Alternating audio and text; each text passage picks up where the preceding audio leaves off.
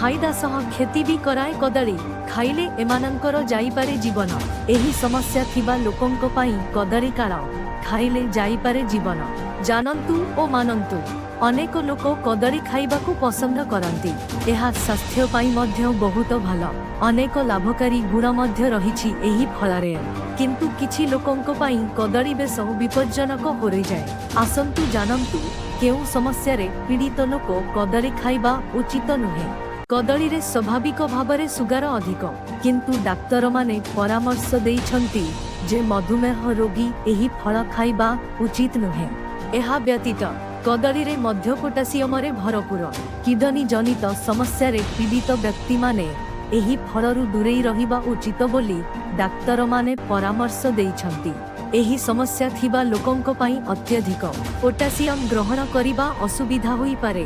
कोष्ठकाठिन्य थिबा व्यक्ति माने मध्य कदली रु दूरेई रहिबा उचित। एहाकु खाइले उपकारिता बदलारे कोष्ठकाठिन्य समस्या को बढ़ाई थाए।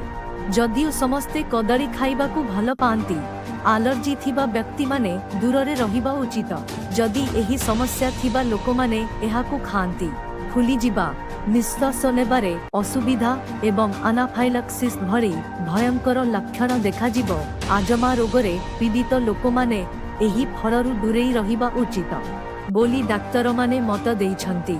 जदि आपण कदली खांती तेबे एही समस्या बढ़ी थाए।